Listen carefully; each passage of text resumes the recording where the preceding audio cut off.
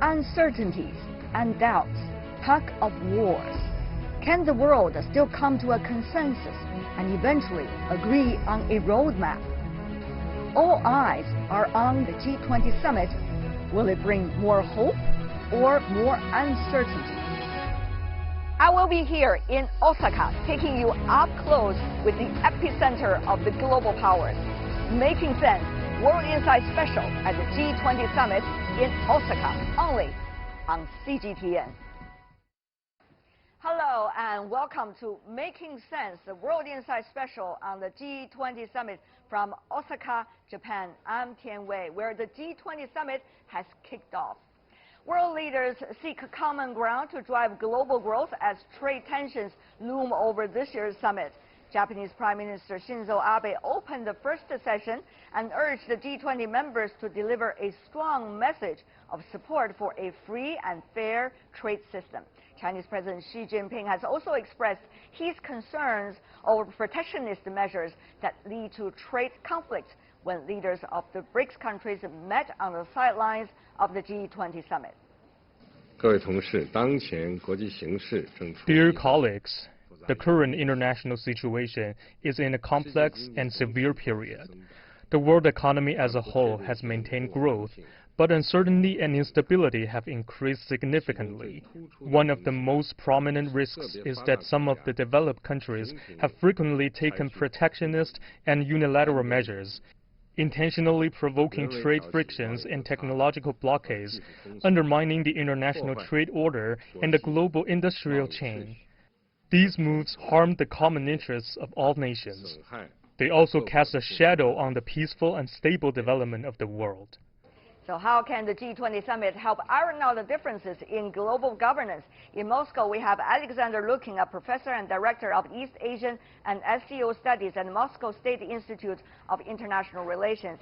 In Bangkok, we have Uday Bhaskar, the director of the Society for Policy Studies, who's also a retired commodore in Indian Navy. In Beijing, we are joined by Rong Ying, Vice President of CIIS, China Institute of International Studies. Gentlemen, welcome to our program. Very first day of the G20 summit today. Certainly a lot to say about the multilateral framework. A lot of meetings also taking place among the emerging economies. Mr. Rong, very briefly from you, what do you think is the biggest takeaway when these interactions were happening?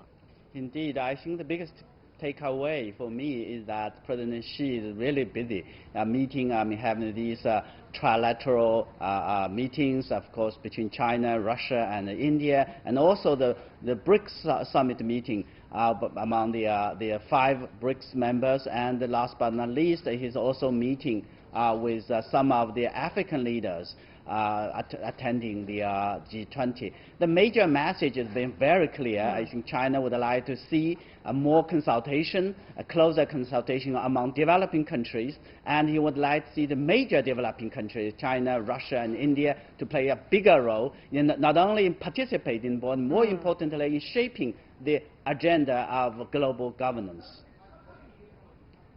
I see. Mr. Bhaskar, of course, earlier there were a lot of interactions between China and India. India wants to be able to work both with China and the United States.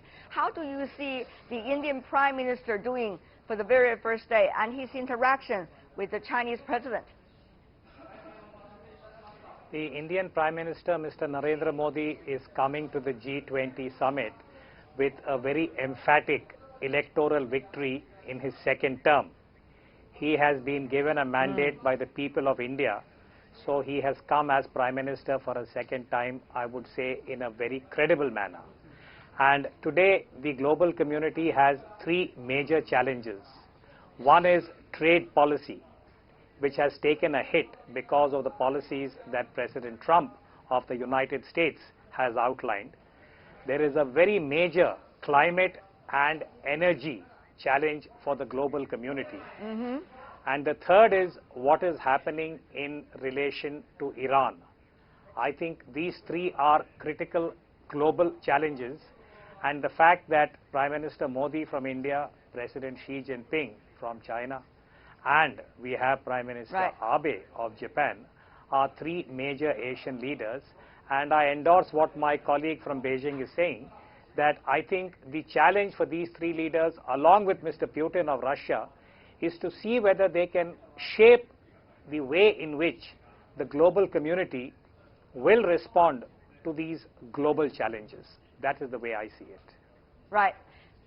Mr. Rong, it seems that your Indian counterpart is already suggesting that these Asian leaders, together with Russia, also, which is also developing the Asian front of the country, should be able to play a leading role as the conversation was mainly paralyzed elsewhere in the world.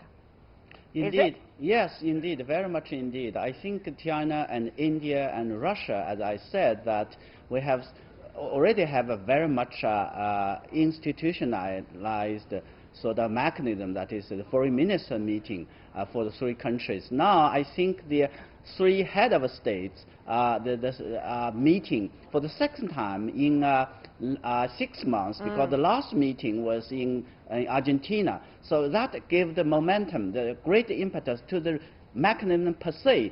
But more importantly, of course, they also put forward some of the concrete proposals, how to strengthen interactions, coordination, and more importantly, how to provide their own sort of vision for promoting global economic governance, and how they feel that they are concerned, particularly the developing countries' concerns of development should be addressed. Professor, looking from Russia, of course, the Chinese President Xi Jinping, Russian President Vladimir Putin has been interacting with one another very frequently. Last time was at the St. Petersburg International Economic Forum, and also this time, once again, we also see Russian President Putin has been also having talks with the U.S. President Donald Trump. So, Professor, how do you see Russia's role in this regard, promoting discussion, it seems, on different fronts? Well, Russia is an important country, and at the moment, you probably remember that about 4 years ago, it used to be a member of both G8 and the BRICS. So it used to be a kind of a bridge between East and West, or let's say the West and let's say the South, the non-Western countries. But because it had to leave, or it was actually expelled from G8, from the Western world, by what I say quite unreasonable Western policies, it became part of non-West. So it's important, as the Indian colleague said, now the non-Western formats, like the RIC, he said, Russia, India, and China, and BRICS, which will also, leaders of the BRICS will also have a meeting in Osaka, and Shanghai Cooperation Organization, and such non-Western organizations and groups are becoming more and more important to represent the non-Western point of view. And Russia is now one of the major parts of it. So from that point of view, when we should analyze the activities of Mr. Putin. When Mr. Putin meets President Xi Jinping, it's one thing. They are real partners. They even call themselves friends, and our relations are very close with China. And the relations with the United States are actually very bad. And there are some issues to discuss, but it's not clear if we have some decisions out of such meetings. Because last times, the two presidents, Russian and American, discussed something, but there was no real result, because America was reluctant to do anything. There's the issue. Yeah, well, there's the issue, Professor. Interactions, of course, bilaterally and multilaterally under the G20 framework is very understandable and should be encouraged in such a summit. But the issue really is, well, the transition is taking place as we speak of the world.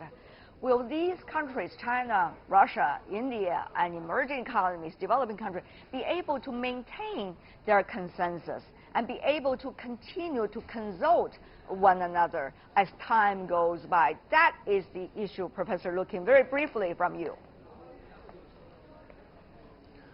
Well, the world is always in transition, so there's nothing special now about probably that. This time it's a little bit different.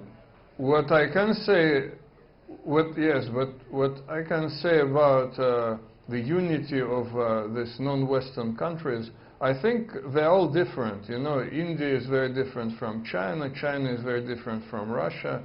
And they're all very different from, say, South Africa or any other country. But they have some important things in common.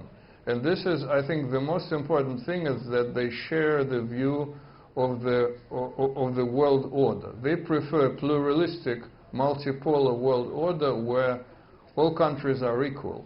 Okay. Well, what about for our Indian guest, Mr. Bhaskar? Will these countries be able to maintain consultation and even consensus? Mr. Bhaskar, briefly. My sense is that these countries would be able to maintain a certain degree of consultation for sure. For instance, between India and China, Prime Minister Modi and President Xi Jinping have already met. The last meeting on a bilateral was in Wuhan. India expects to invite President Xi Jinping to Varanasi, which is the constituency of Prime Minister Modi. So I would say that there is a robust bilateral relationship between India and China at the highest level. India also has a good relationship with Russia and Mr. Putin. And India also has what I would describe as a stable relationship with Mr. Donald Trump of the United States. Mr. Modi is going to meet him in Osaka. But may I add, Madam, with your permission, yes, that there is a global challenge. Very briefly, I mean, sir, today please. Climate change, energy is a ahead. global challenge. I think China, India, Russia have to carry America to say that in 2008 there was a global financial crisis, and at that time the major powers addressed it. Similarly, I think the challenge, political challenge for Modi, Putin and Xi Jinping is to persuade Donald Trump that it is better if we are all in the same boat, because our collective security and the prosperity of our people will be the responsibility of these political leaders to move in the same direction. Right. Finally, before we go, I do want to invite the three of yours opinion about one crucial issue, that is, what about the document at the end of the day for the G20 summit? How about those key words, multilateralism, anti-protectionism, free trade, and also promote innovation? How will those be eventually written in ink? What do you think might be the consensus three countries can contribute to the developing and emerging economies? Mr. Rong, briefly from you, one sentence or two if you can. Yeah, I think certainly we are going to have a very long document, because bringing the different views together will be very, it's not easy every time. But this time I would expect that even longer. What I would like to see is views, words like inclusiveness, words like openness, and also like words like responsibility. Particularly for the three countries, I think have a strong sense of responsibility. This time we should take the lead to shape the agenda. Okay, Mr. Bhaskar, also briefly, please. Yeah, Madam, just one word. I hope the document will contain the word equitable, that whatever trade policy, whatever security policy, whatever energy policy, whatever Iran policy that the major powers decide, it should be equitable. I don't have the Chinese word, but I hope you will help me. It should be equitable. There is a Chinese word for that. And Professor Lukin, very briefly from you as well. Well, they can sign whatever they sign. It doesn't actually matter. I'm not sure if the United States is going to sign a document with multilateralism in it, but even if it does, you know, like the Soviet Union, it signed a lot of words and good documents, but the problem is the actual policy. And the actual policy of the United States and some other countries are against multilateralism, so that's a big problem. Okay. Alexander Lukin, Uday, Bhaskar, Rong Ying, thank you so much, gentlemen, for joining us. We'll see what's eventually in the document, if there were a document. Thank you. You're still watching World Insight with me, Tian Wei, our special program, Making Sense on the sideline of the G20 summit in Osaka, Japan. Multilateralism is the catchword for Chinese President Xi Jinping's speech today. On the sidelines of this year's G20 summit, I caught up with Dutch Prime Minister Mark Rutte, who shared his insights on multilateralism, trade, and climate change. Mr. Rutte, who is the Prime Minister since 2010, also heads the Dutch Ministry of General Affairs. He has been active in international affairs certainly as well. Let's listen to what he has to say in this in-depth interview.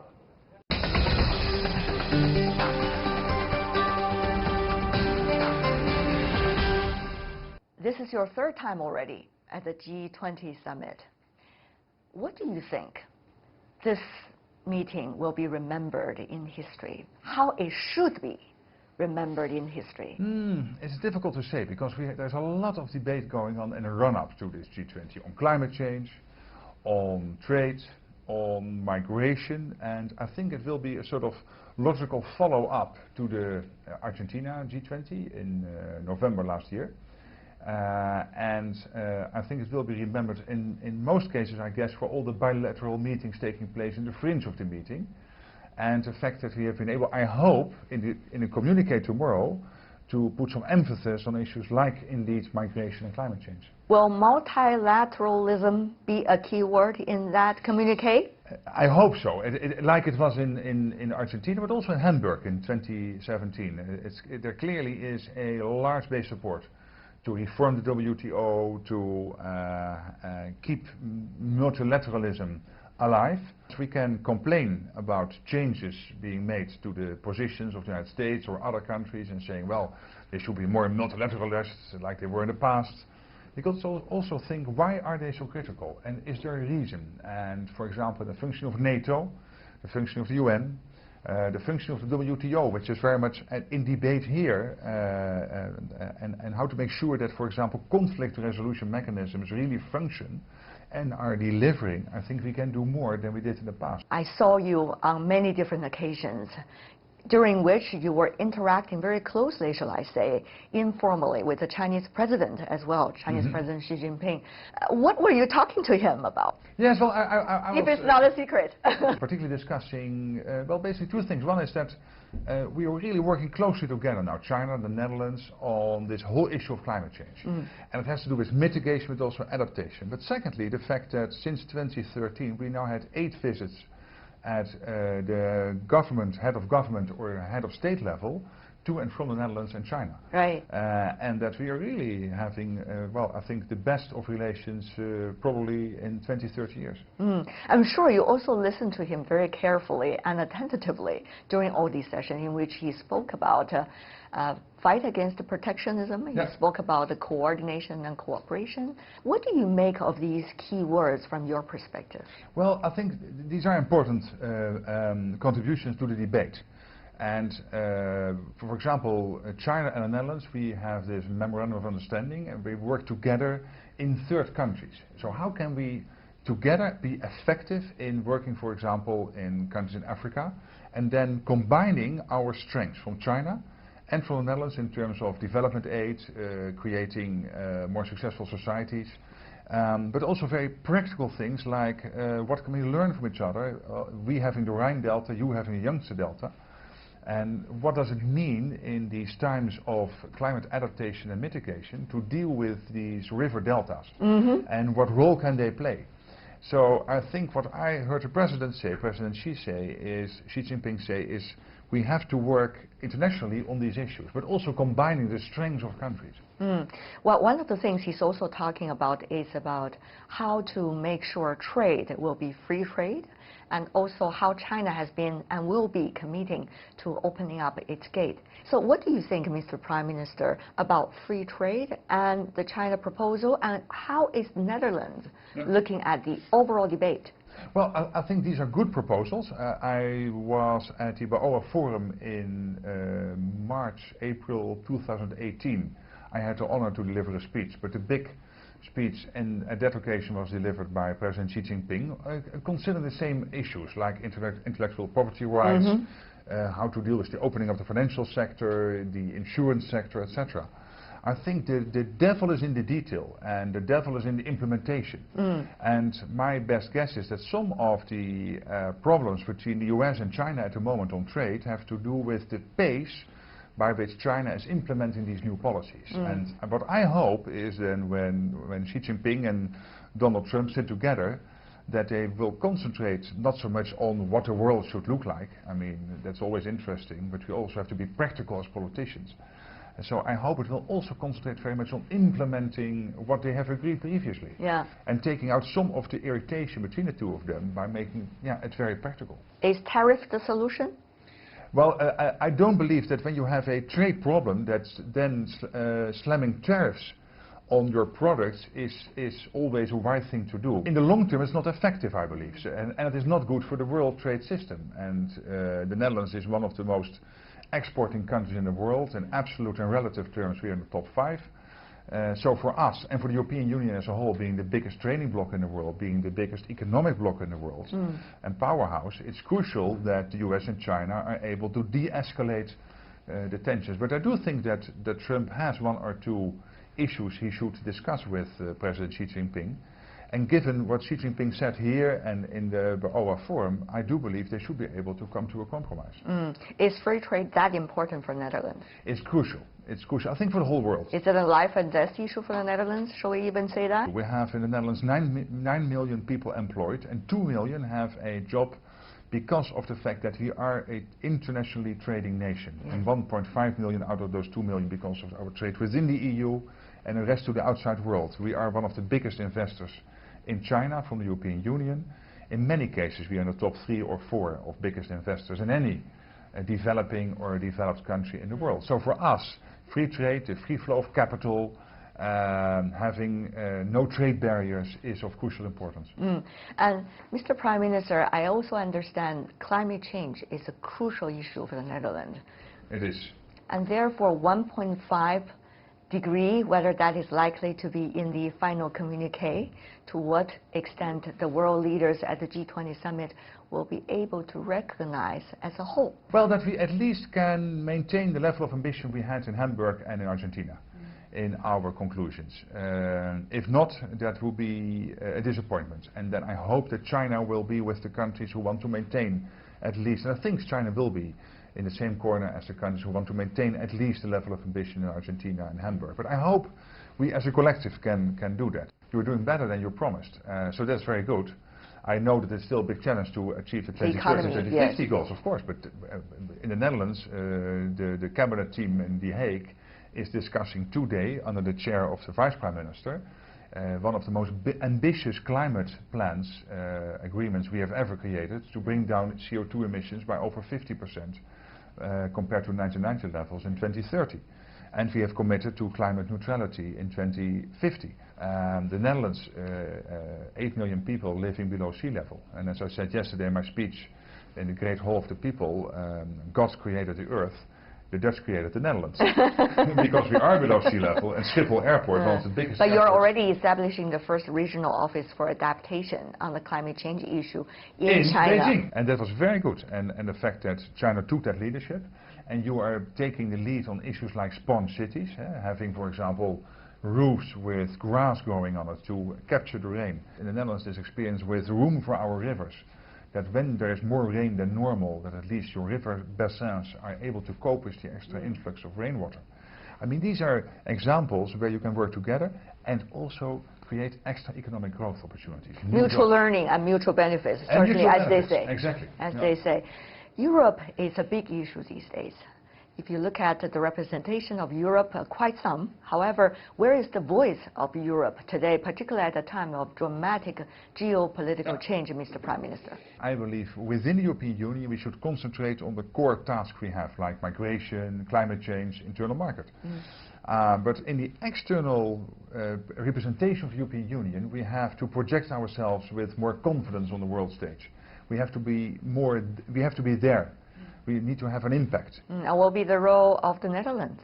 We are 4 times smaller than France, 5 times smaller than Germany. So we have now brought together a whole coalition of smaller countries like ourselves, from Scandinavia and the Baltics and others who also want to carry the flag of enterprise, of free trade, of a strong internal European market to make sure that the show is not run only by Germany and France. And at the same time, we are building that relationship with Germany and France because that's also crucial.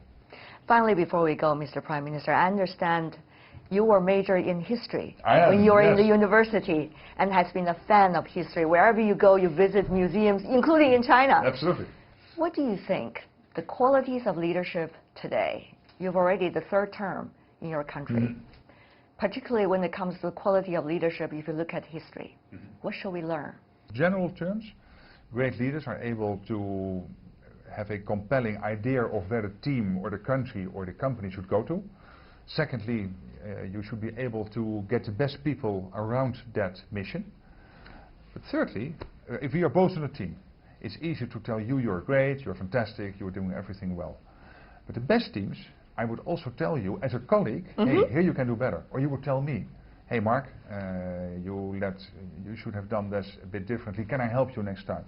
And if you have that type of teams being established at the country level, where people really try to improve each other in their effectiveness, and you don't have to, I won't interfere in your affairs if you don't interfere in my affairs, because that's the wrong type of team building, then you have strong teams. So where are you going to, who is on the team, but also the culture within the team. Camaraderie with critical thinking. That's seems to be very nice. Yeah, I mean, she's great. Yeah.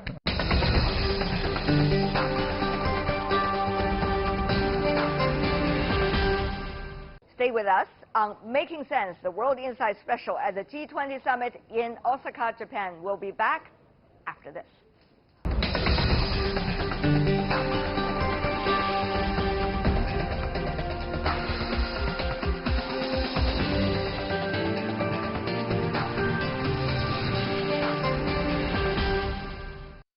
Welcome back. You're still watching Making Sense, a special program of World Insight with me, Tian Wei, at the G20 Summit in Japan. The leaders have arrived in Osaka, certainly, for the two-day G20 Summit, and already they've been in discussion. Chinese President Xi Jinping and U.S. President Donald Trump, they are going to have a significant meeting the coming day. So what's likely to be happening? Although Mr. Trump threatened to slap more tariffs, the U.S. president on Friday said he expected a productive meeting with the Chinese President Xi. China's foreign ministry said the Chinese and American teams were in close communication in preparations for the meeting. Chinese leaders do hope the U.S. can meet China halfway. So will the meeting between leaders of the world's two largest economies indeed deliver any concrete results with the upcoming bilateral meeting? For more, let's go to our guests here in our Osaka studio. First, we have Jonathan Luckhurst, an associate professor from the Graduate School of International Peace Studies at Soka University of Tokyo. Nice to see you here in Osaka. Thank you. Very pleased to be here. Thank you, sir. And once again, I'm very glad to be joined by Naoki Yoshino, Dean of the Asian Development Bank Institute and the Professor Emeritus at Keio University. Good to see you once again after last night's talk. Yes, thank you very much. So a lot to wrap up for today, Professor. I want to have your opinion first. What do you think should be the key word for the very first day? I think Xi Jinping was talking about technological progress and digital finance, digital economy. That is very important, not only advanced nations, but for developing nations. I think that one of the important things is not only that necessary of their capital flow and trade flow, but also the economic growth of each country. And those are the message is very important for all over the world. What about for you, Professor? I think it's very important to focus on the policy issues, what's at stake in terms of the lives of billions of people in the G20. And I think too often sometimes we get caught up in the kind of sensationalist headlines, the geopolitical kind of games we see sometimes. But I think that's the key point to get out of this, that we want to have progress on the policy issues that are being discussed.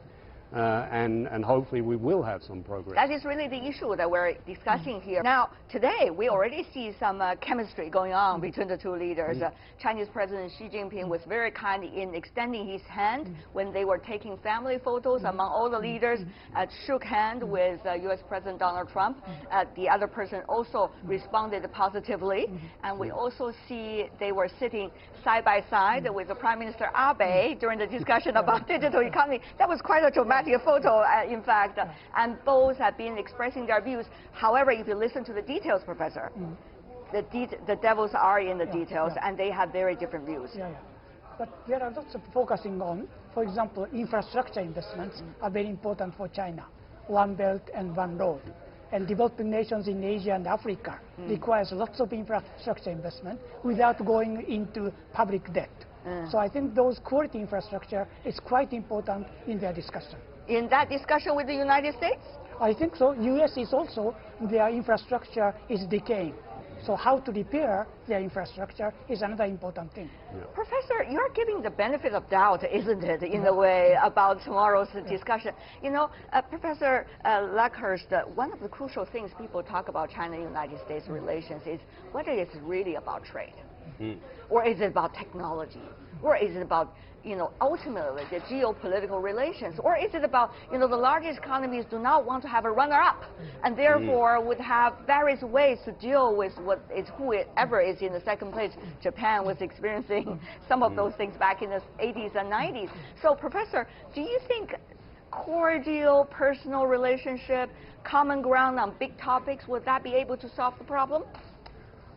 The relationship between the leaders is, of course, important because it adds, if there's a good relationship, then obviously that's going to facilitate cooperation.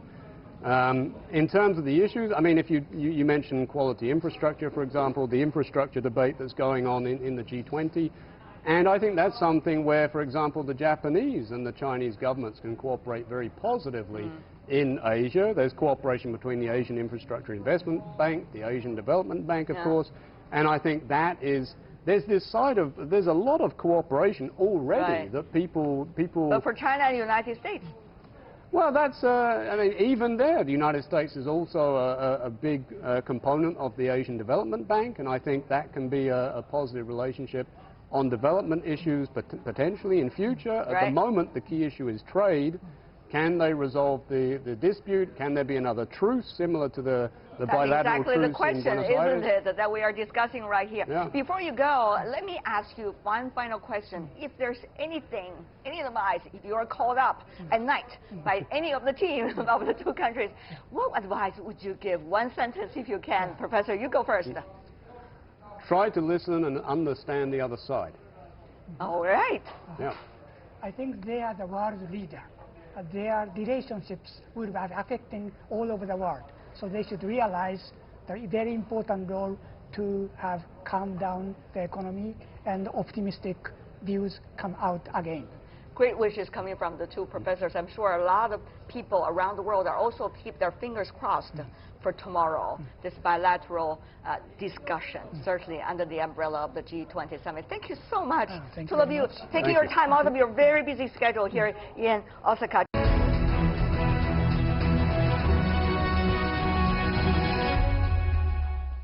And joining us in Washington, D.C., we also have Chun Li, the director and senior fellow from the John Thornton China Center at the Brookings Institution. Mr. Li, what a pleasure to see you here on the screen. Help us to understand what's your take of the first day G20 summit between China and the U.S. leaders?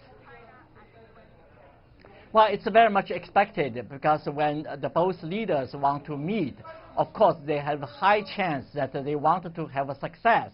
I certainly think that what happened in the past day is very much in line with that expectation. Now, how much they can achieve under the current circumstances is debatable. I think probably they will not have the completed deal But the important thing is the direction, which direction U.S.-China should go, and they should certainly stop the current deterioration caused by particularly some bureaucratic people back in the United States, and also the growing anxieties on both sides. I think that's very, very important. Also, I think that in the trade front, there will be more discussion, and probably will reach certain kind of agreement.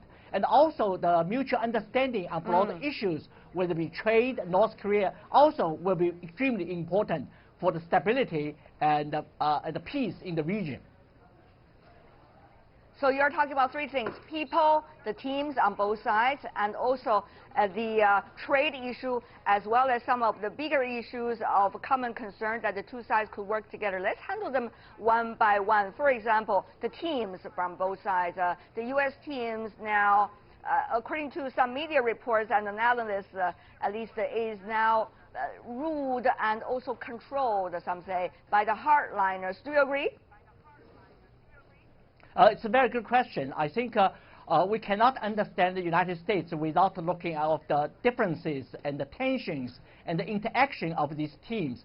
Now we only focus on the trade and negotiation team, but in reality there are four teams working on the U.S.-China relations. The first is a trade team, and actually after 1 year's work, they reach a lot of agreement. According to Mnuchin, Secretary of Treasury, 90% of things are already reached agreement. There are some documents, and some of them are already closed, and the remaining 10% is also resolvable. You do see the mutual respect between the teams, and the Chinese team led by Liu He, and the U.S. team led by Lighthizer and Mnuchin. Now the second team is a strategic, diplomatic strategy team led by Secretary of State and also National Security Advisor John Bolton. This team has been very tough on China, and they want to have all-dimensional challenges or decoupling with China.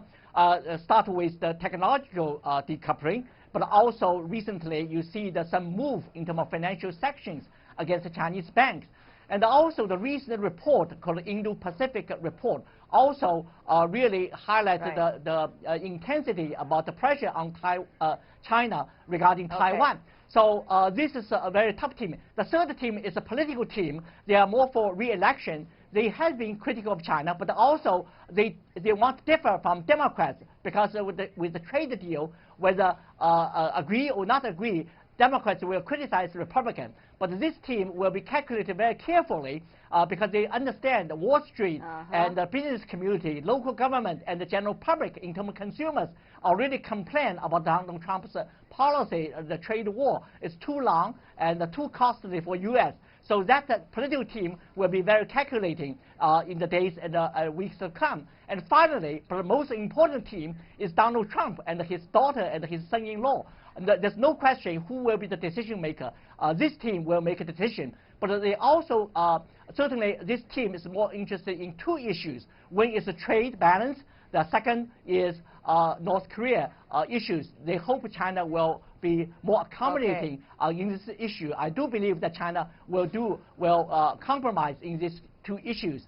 But President Donald Trump, just like others, this is very also interesting, Mr. Li. What you have been talking about is very interesting. Even though there is quite a spread around about the teams that are supporting President Trump, there is the ultimate issue of strategically, what exactly does the United States want? Of course, it is still in the process probably of forming the exact consensus regarding China, but what do you make now is the nature of this discussion? Is this about trade? Is this about re-election? Is this about technology? Or is this about the ultimate nature of relations between the two countries? Mr. Li.